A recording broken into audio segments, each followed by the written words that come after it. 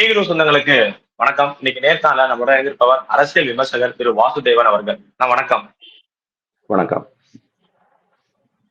நேற்றைய தினம் இரவு பார்த்திருப்போம். ஒரு மாலை கூட ஒரு 6-6:15 கூட செங்கோட்டை கிட்ட ஓல்டு டெல்லியில ஒரு சிக்னல்ல மெட்ரோ அந்த சிக்னல்ல ஒரு காரு வெடிப்பு சம்பவம் நடைபெற்று இருக்கு. இதோட பின்னணி என்ன? ஏன்னா இதுவும் அண்மையில ஜம்மு அண்ட் காஷ்மீர்ல டாக்டர்ஸ் ஹரியானா ஃபைதாபாத்லயா இருக்கட்டும், யூபிலயா இருக்கட்டும், அவங்க அரெஸ்ட் பண்ணதோட தொடர்பு படுத்துறாங்க.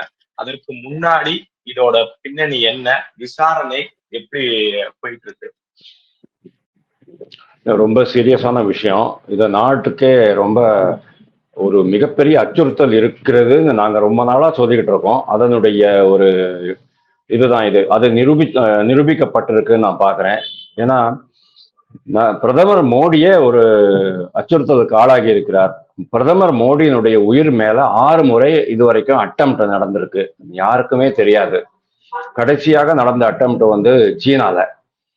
அவர் சீனால இருந்து தப்பிச்சு வந்ததே பெரிய விஷயம். அதுக்கு புட்டின் தான் காரணம், ருஷ்ய அதிபர் புட்டின் தான் காரணம்னு நிறைய பேர் சொல்றாங்க. பல விஷயங்கள் நம்மளுக்கு ஹேஷியமா தான் தெரியுமே தவிர உண்மை என்னங்கிறது தெரியாது. ஏன்னா இது இன்டர்நேஷனல் சமாச்சாரம், இன்டர்நேஷனல் எஸ்பிஎன்ஏஜ், இன்டர்நேஷனல் லெவல்ல ஆழ தூக்குற விவகாரம். அதனால நம்மளுக்கு அதெல்லாம் பத்தி தெரியாது. நேற்றுக்கு நடந்த ஒரு சம்பவம் திருப்பியும் நம்ம நாட்டுல இந்த பாதுகாப்பு எவ்வளவு சீரியஸான விஷயம் அப்படிங்கறத மக்களுக்கு ஒரு விழிப்புணர்வு கொடுக்கறதுக்கும் அரசாங்கத்தை தட்டி எழுப்புறதுக்குமான ஒரு நிகழ்ச்சியா நான் பாக்குறேன். அமித்ஷா உள்துறை அமைச்சராக இருக்கிற இந்த 6 வருஷத்துல இது மாதிரி நடந்ததே கிடையாது. நக்சல் தீவிரவாதத்தை ஒழிச்சு கட்டி விட்டாரு. காஷ்மீரை கம்ப்ளீட்டா இன்டகிரேட் பண்ணிட்டாரு. வடகிழக்கு மாநிலங்கள்ல ஒட்டு மொத்தமா வளர்ச்சி பாதை வர ஆரம்பிச்சாச்சு. அப்படி இருக்கும்போது உள்நாட்டுல இந்த மாதிரி ஒரு விஷயம் நடக்கிறது அப்படின்னு சொன்னா பிரதமர் மோடிக்கும் அமித்ஷாவுக்கும் இந்த அரசுக்கும் ஒரு களங்கத்தை ஏற்படுத்துவதற்கான செயல். இதை நம்ம பாகிஸ்தானை மட்டுமே பிளேம் பண்ணி பிரயோஜனம் கிடையாது. சும்மா எதுக்கு நீங்க பாகிஸ்தானை பிளேம் பண்றீங்க? கண்டிப்பா பாகிஸ்தான் கை இருக்கும் இதுல, அது இல்லாம இருக்காது. ஆனா உள்ளூர் தீவிரவாதிகள் ஏகப்பட்ட பேர் இருக்கிறாங்க. அரசுக்கும் அது தெரியும். ஆனாலும் அவங்க எவ்வளவுதான் அவங்க கண்ட்ரோல் கட்டுப்பாடுகள் தடைகள் எல்லாம் விதிச்சாலும் கூட ஏதோ ஒரு இடத்துல இந்த மாதிரி ஒரு அசம்பாவிதம் ஏற்பட்டு விடுகிறது அப்படிங்கிறத நான் பாக்குறேன். இது நீங்க தனிப்பட்ட ஒரு விவகாரமா பார்க்க கூடாது, தொடர்ச்சியான விவகாரம் தான். ஆபரேஷன் சிந்தூர் அதுக்கு முன்னால அவங்க பகல்காம்ல அடிச்சாங்க. எப்படி அடிச்சாங்க? ரொம்ப ரிமோட் பிளேஸ்ல, காஷ்மீர்ல, அதுவும் அமர்நாத் போற வழியில சுற்றுலா பயணிகள் எல்லாம் கூப்பிட்டு அவங்களோட அது ஆண்களை மட்டும் கொண்டிருக்கிறாங்க. அதுவும் நீ ஹிந்துவான்னு கேட்டு ஹிந்து அடையாளங்கள் இருக்கிறதா, முஸ்லிம் அடையாளங்கள் இருக்கிறதாங்கிறதெல்லாம் பார்த்து அதுக்கப்புறமா தான் அவங்க கொண்டாங்க. இது ஹிந்துக்களை மட்டுமே நாங்கள் கொல்லுவோம் அப்படிங்கிறதுக்கு அசீம் முனீர் முதலே சொல்லியிருந்தார். ஒரு வாரம் முன்னால் தான் அசீம் முனீர் இந்துக்கள் கொல்லப்பட வேண்டியவர்கள், இந்துக்களுடைய கலாச்சாரம் வேற, அவருடைய மத நம்பிக்கைகள் வேற, நம்ம மத நம்பிக்கைகள் வேறேன்னு அவர் சொல்லிட்டு இருந்தாரு. சோ அதனுடைய தொடர்ச்சியா அது. இதனுடைய தொடர்ச்சியா தான் ஆபரேஷன் சிந்தூர். ஆபரேஷன் சிந்தூர் நடக்கும் போதே, நடந்து முடிஞ்சதுக்கு அப்புறமா அசீம் முனீரை கூப்பிட்டு பாகிஸ்தான் குளிப்பாட்டினாங்க. அவருக்கு விருந்து கொடுத்தாங்க, மது கொடுத்தாங்க. நாங்க இருக்கோம், நீங்க கவலைப்படாதீங்க அப்படிங்கிற மாதிரி தான் பேசினாரு டொனால்டு ட்ரம்ப். இதுவே டொனால்டு ட்ரம்ப்னுடைய முட்டாள்தனமான செயல் அது அப்படிங்கறத அவர் நாளைக்கு தெரியும். இன்னைக்கு அவருக்கு தெரியாது, நாளைக்கு அது தெரியும்.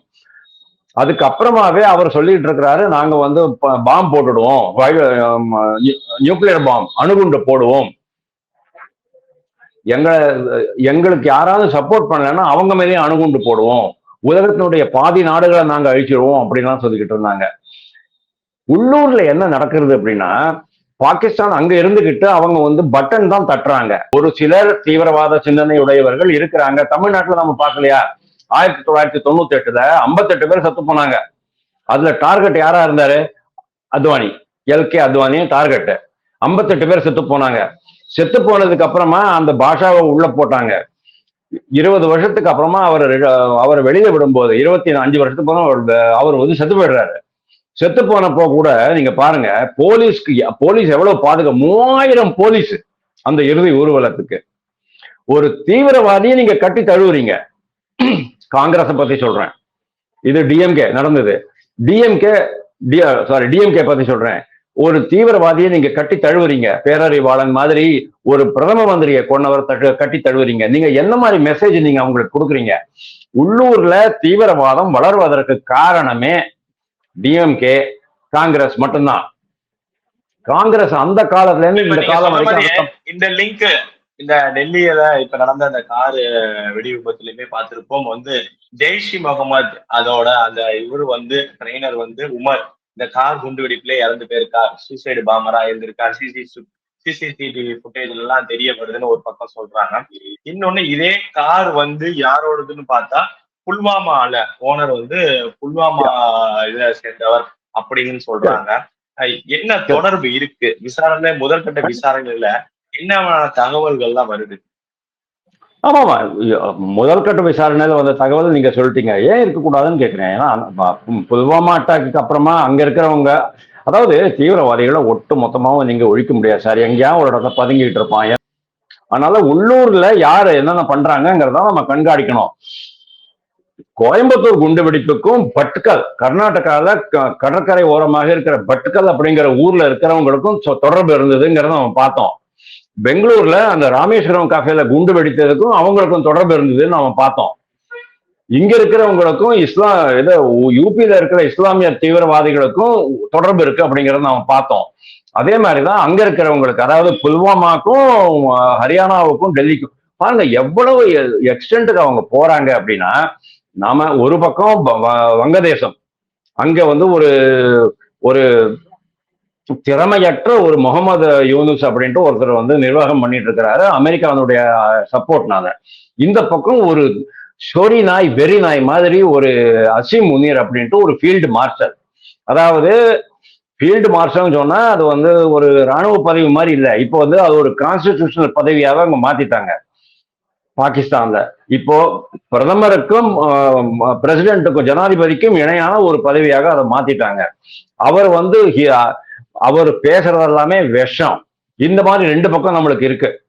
மூணாவது என்னடான்னா, உள்ளூருக்குள்ளேயே காங்கிரஸ், டிஎம்கே, திரிணாமுல் காங்கிரஸ் கட்சி, முலாயம் சிங் யாதவனுடைய சமாஜ்வாதி பார்ட்டி, இந்த மாதிரி பல கட்சிகள்லாம் இந்த தீவிரவாதத்துக்கு துணை போறாங்க. அதாவது மறைமுகமாகவும் நேரடியாகவுமே துணை போறாங்க. நீங்க பாருங்க, இது நீண்ட காலமா தொடர்ந்துகிட்டு இருக்கிறது தான்.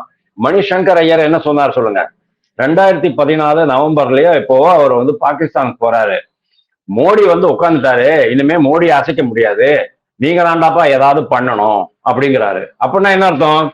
அன்னையிலேருந்து இன்னைக்கு வரைக்கும் இவங்க பாகிஸ்தானுடைய உதவியை எடுத்துக்கிறாங்களா இல்லையா நீங்க சொல்லுங்க.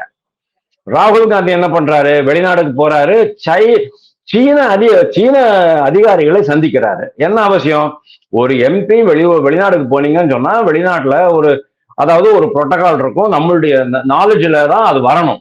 ஆனா நம்மளுடைய நாலேஜ் இல்லாம நீங்க போயிட்டு ஒரு சீன அதிகாரிகளை ரகசியமா சந்திச்சீங்கன்னு சொன்னா நீங்க என்ன திட்டம் போட்டிருக்கீங்க அப்படிங்கிறது எங்களுக்கு தெரியணும். இது ராகுல் காந்தி. நெல்லை கண்ணன் உங்களுக்கு தெரியும் நினைக்கிறேன். அதாவது நாட்டுல குழப்பத்தை ஏற்படுத்தணும், நரேந்திர மோடியையும் அமித்ஷாவையும் கொல்லணும்னா நீங்க ட்ரம்ப் கிட்ட சொல்ல அவசியம் கிடையாது, அசீம் முனீர் கிட்ட சொல்ல வேண்டிய அவசியம் கிடையாது. நெல்லை கண்ணன் சோழிய முடியுங்கடா அப்படின்னாரு. ஏன்? அவருக்கு யாரு சப்போர்ட்? மு.க. ஸ்டாலின். ஏன்னா அவங்க ரெண்டு பேரும் நண்பர்கள்.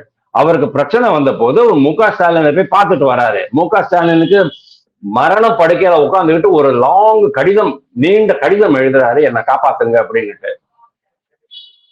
தீவிரவாதிகள் கூட, உள்நாட்டு தீவிரவாதிகள் கூட, தீவிரவாத சிந்தனை உள்ளவர்கள் கூட இந்த மாதிரி எதிர்கட்சிகள் அதிகமாக காணப்படுகின்றன.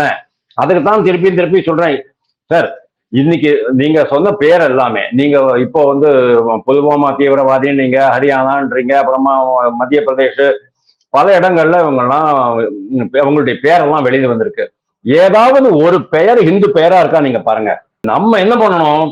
இஸ்லாமிய தீவிரவாதத்தை கட்டுப்படுத்த முயற்சிக்கணுமே தவிர, இந்து தீவிரவாதம்னு இவங்க ஒரு புதுசா கொண்டு வந்தாங்க பாருங்க காங்கிரஸ் கட்சி.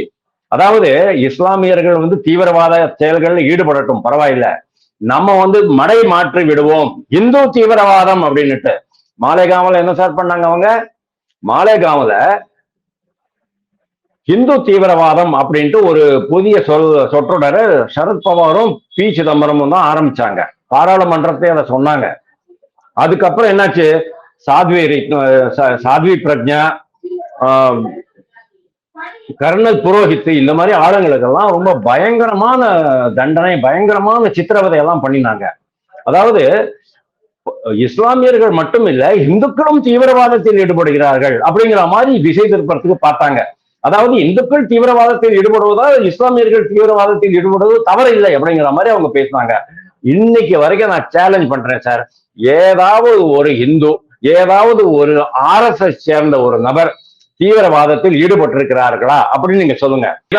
இதுல வருவோம். இந்த இதுல விசாரணையில யார் யார் இறங்கியிருக்கா, இது தீவிரவாத செயல்னு உறுதிப்படுத்தப்பட்டுச்சா? ஏன்னா உள்துறை அமைச்சர் அமித்ஷா அவர்கள் என்ன சொல்லியிருக்காரு இந்த வெடி விபத்தை பத்தி? இல்ல, அமித்ஷா வந்து ரொம்ப கிளியரா உடனே அது இன்ஃபர்மேஷன் வந்த உடனேயே அந்த இடத்த கார்டன் பண்ணிட்டாங்க. ஏன்னா அது வந்து மெட்ரோ ஸ்டேஷன் கீழே வர இடம். கீழே அந்த சிக்னல் தாண்டின உடனே மெட்ரோ ஸ்டேஷன் தொட்டா மாதிரி உங்களுக்கு வந்து நிறைய பேர் மெட்ரோல இருந்து இறங்கி வரவங்க. சாந்தி சவுக்கினுடைய ஃபுட்பாத் கடைகள்லாம் இருக்கிற இடம், ரெண்டு பக்கம் நிறைய கடைகள், பயங்கரமான நடமாட்டம் வரக்கூடிய ஒரு இடம் அது. அதனால உடனே அந்த இடத்த கார்டன் பண்ணிட்டு உடனே NIA உள்ள போயிடுத்து, CBI உள்ள போயிடுத்து, நிறைய இந்த சென்ட்ரல் புலனாய்வு துறைகள்லாம் ஏகப்பட்ட RAW எல்லாம் இருக்கு, அதெல்லாம் உள்ள போயிட்டாங்க தடயங்கள் எடுக்கிறதுக்காக. கூடவே ஆல் இண்டியாவை அங்க அலர்ட் பண்ணிட்டாங்க. ஏன்னா இது வந்து மல்டி ஸ்டேட் சமாச்சாரம் அப்படிங்கிறதுனால ஹரியானா, பஞ்சாப், காஷ்மீர் எல்லாமே இன்வால்வ் ஆயிருக்கு, டெல்லி எல்லாமே இன்வால்வ் ஆயிருக்குங்கிறதுனால ஆல் இண்டியாவுக்கு வந்து அவங்க எச்சரிக்கை கொடுத்துட்டு இருக்கிறாங்க.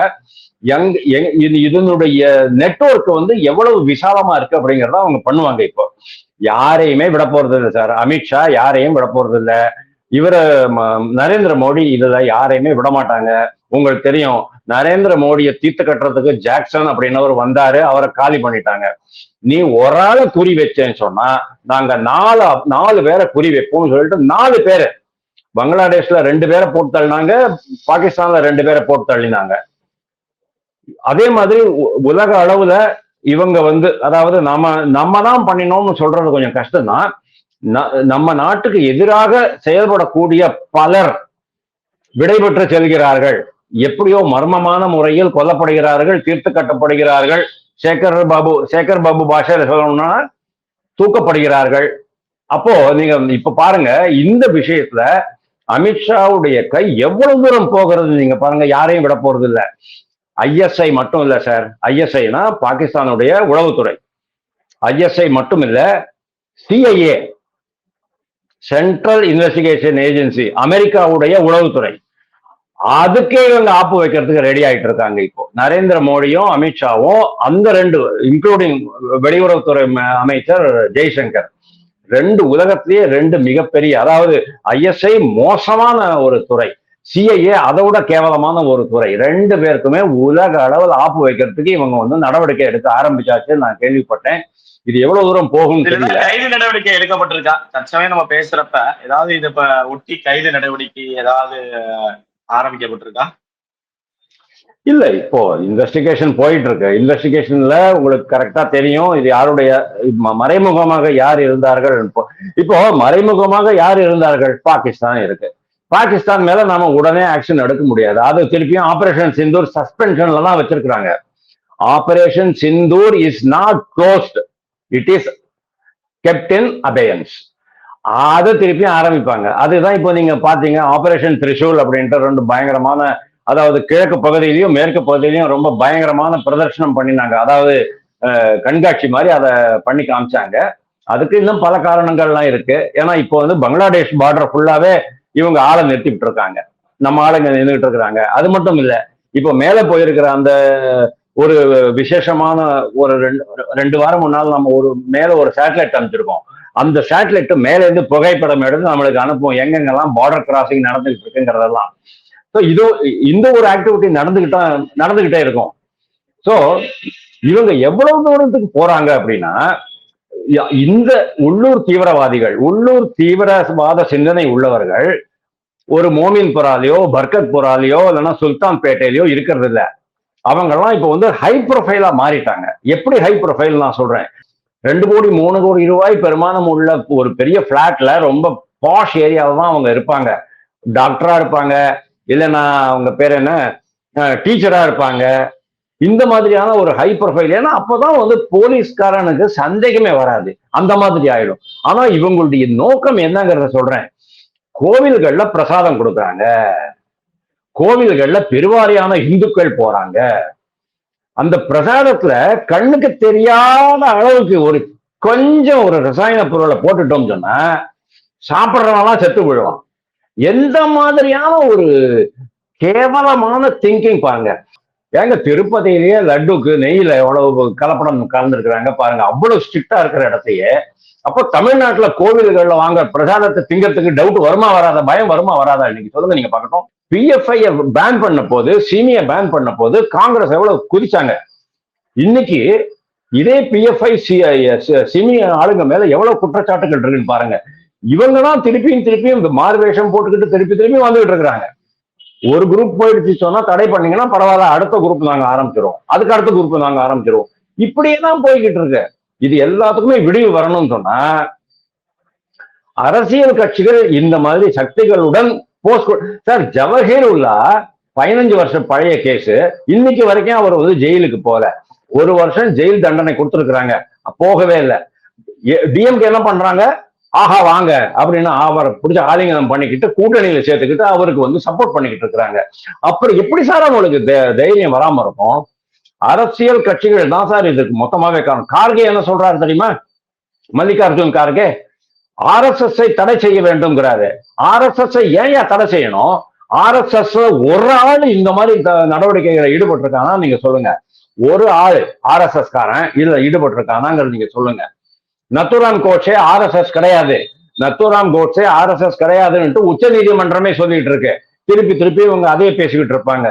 ஆனா பிஎஃப்ஐ தடை செய்யறதோ இல்லைன்னா இது எஸ்டிபிஐ தடை செய்யறதோ சிமிஐ தடை செய்யறதோ இவங்க உடனே ஓடியாந்துருவாங்க. தமிழ்நாட்டு மக்கள் கொஞ்சம் விழிப்புடன் தான் இருக்கணும்.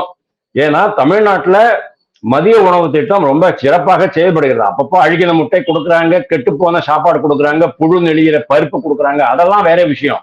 ஆனா இந்த மாதிரியான இடங்கள்ல தீவிரவாத சக்திகள் உள்ளே புகுந்து மிகப்பெரிய ஆபத்தை ஏற்படுத்தக்கூடிய வாய்ப்புகள் இருக்கின்றன அப்படிங்கறத நான் டிஎம்கே அரசுக்கு எச்சரிக்கிறேன்.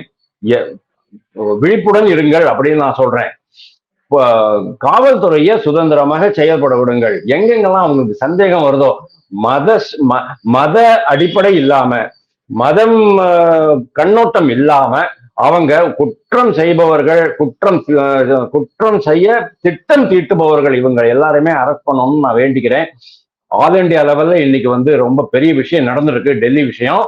இதனுடைய விளைவுகள் இதுக்கு எதிராக அரசு எடுக்க போகிற நடவடிக்கைகள்ல தமிழ்நாடும் சேரும் நான் நினைக்கிறேன். தேங்க்யூ.